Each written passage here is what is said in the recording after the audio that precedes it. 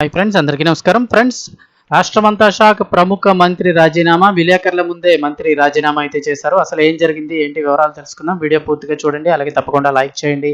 మరిన్ని అప్డేట్స్ కోసం ఛానల్ని సబ్స్క్రైబ్ చేసుకోండి. ప్రభుత్వం నుంచి వచ్చే ముఖ్యమైన అప్డేట్స్ అన్ని కూడా మన ఛానల్ ద్వారా మీకు ఎప్పటికప్పుడు తెలియజేయడం జరుగుతుంది. అలాగే వీడియోని ఒక లైక్ చేస్తే మరింత మందికి ఇన్ఫర్మేషన్ చేరుతుంది. వివరాల్లోకి వెళ్ళిపోదాం.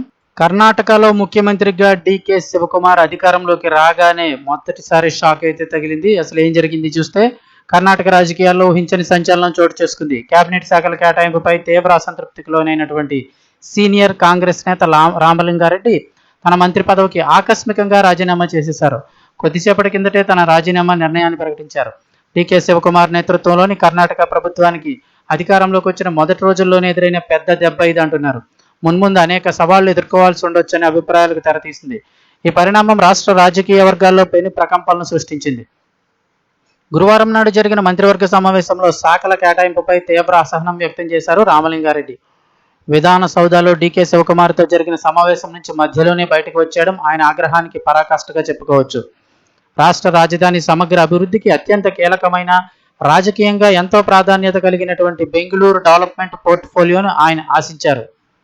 అయితే ఈ శాఖను కృష్ణా బైరేగౌడ్కు కేటాయించారు డీకే శివకుమార్. గత సిద్ధరామయ్య మంత్రివర్గంలో కూడా డీకేసీ స్వయంగా ఈ శాఖను పర్యవేక్షించిన విషయం తెలిసిందే. దీన్ని బైరేగౌడ్ కేటాయించి రామలింగారెడ్డికి భారీ మధ్యతరహా నీటిపారుదల శాఖను అప్పగించారు. ఇది ఆయనను తీవ్ర నిరాశకు గురి చేసింది. దీంతో మంత్రివర్గం నుంచి తప్పుకుంటున్నట్లు ప్రకటించారు. కొద్దిసేపటి కిందటే విలేకరుల సమావేశంలో ఈ నిర్ణయాన్ని వెల్లడించారు.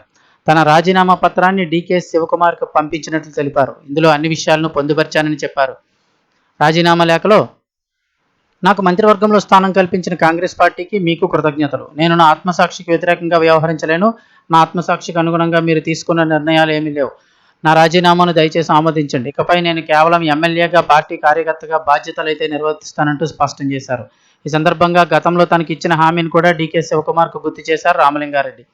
2023లో మంత్రివర్గ పునర్వ్యవస్థీకరణ జరిగినప్పుడే బెంగళూరు డెవలప్మెంట్ శాఖను తనకిస్తామని చెప్పి హామీ ఇచ్చారని, ఆ మాట నెరవేరకపోవడం వల్లే తాను ఈ కఠిన నిర్ణయం తీసుకున్నట్లు ఆయన స్పష్టం చేశారు. అనుభవజ్ఞుడైన నేత మంత్రివర్గం నుంచి వైదొలగడం ప్రభుత్వానికి పెద్ద సంకట స్థితిని తెచ్చిపెట్టిందని అయితే చెప్తూ ఉన్నారు. దీనిపై మరి ఇప్పుడు ముఖ్యమంత్రి డీకే శివకుమార్ ఏ విధమైన నిర్ణయం తీసుకుంటారనేది అయితే చూడాల్సి ఉంది.